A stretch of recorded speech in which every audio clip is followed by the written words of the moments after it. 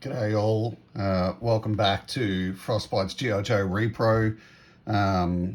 So today, just some simple repair.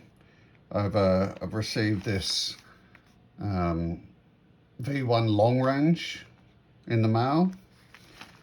He's a bit banged up, but let's bring him back to life. So I actually purchased this from one of the reputable dealers here in Australia, Mr. Shane Gordon from Misfits Toy Group. If you're not a member of the group, go and join up. All the sellers in there are 100% trustworthy. You're going to receive excellent toys from them. If there's any issues with the toys, they will let you know what the problems are. But everything you get through them is, it's excellent. It's where I buy my stuff. All right, let's get this guy out. I hope you're all having a great weekend, day, night, whatever it is when you're watching this. All right, so as you can see, we've had a band snap, and also this this T-bar has blown out. I rarely see that. I hardly ever see that.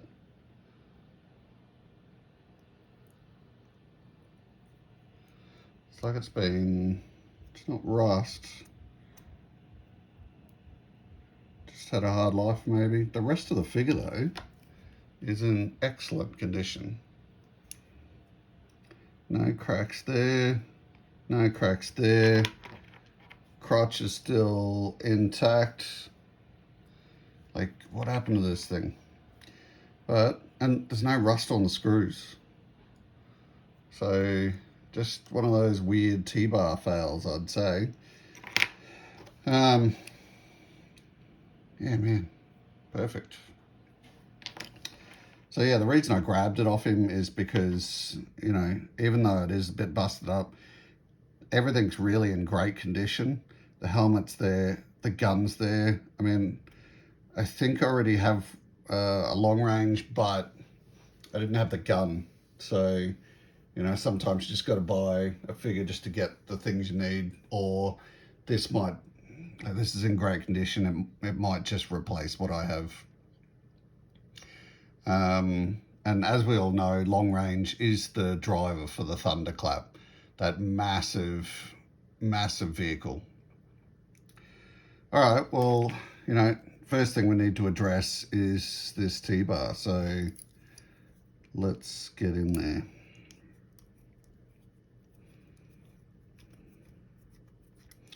I could understand if this thing had been exposed to a lot of water and that had somehow damaged the bar, but like these screws are just perfectly coming out.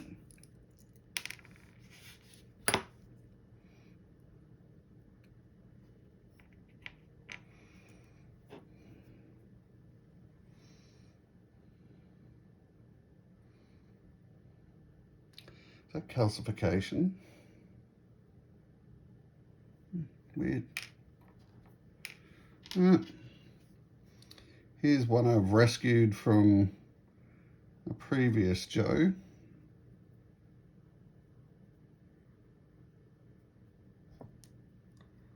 Oh, bit of a bump on the camera. Let's get you back on, bro.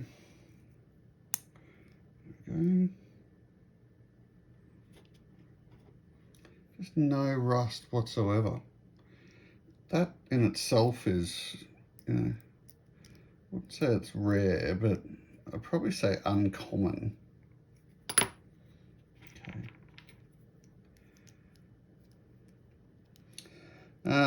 While I'm pumping this together, I want to thank you all for watching my videos. At the time of making this, we're up to like there's 96 or 97, I believe, subscribers. I'm not really in it for the number of subscribers. I'm just more wanting to show people how to fix their Joes and you know, just show you some cool stuff. So, you know, I'm really happy that there's 97 people that want to listen to me talk. So yeah, thanks so much for watching my videos. If there's ever anything you want me to do a video on, just let me know. Okay, let's get this guy done.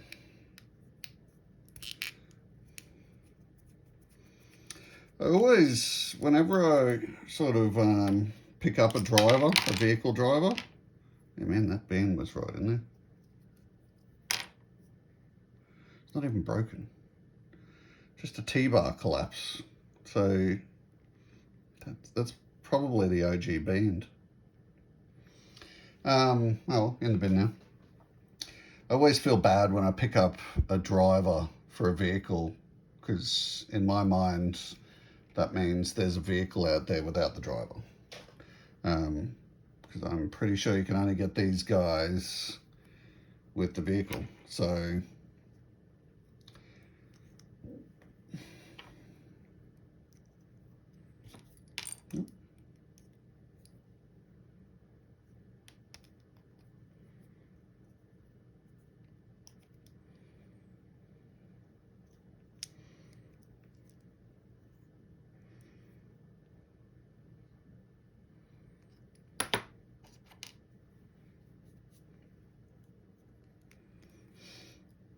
yeah, this is slotting together very easily. Oop, there we go.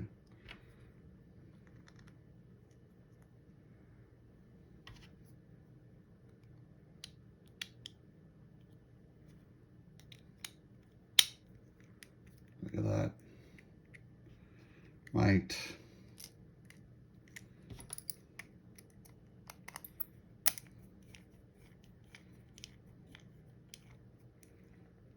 Mate. Beautiful.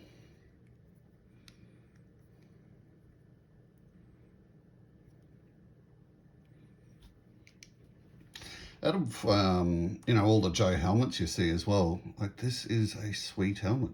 He's got his little targeting thing there. I just think it's great.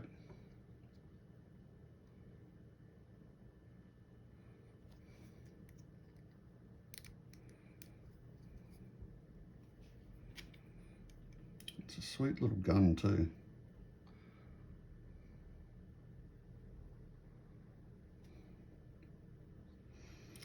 Do love, and I'm sure they did this on purpose, I do love, like, this guy is effectively a targeteer.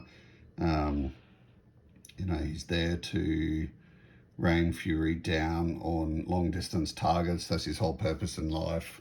I do love, he's got the tiniest handgun with a massive scope on it. Like, the scope is nearly as long as the whole weapon.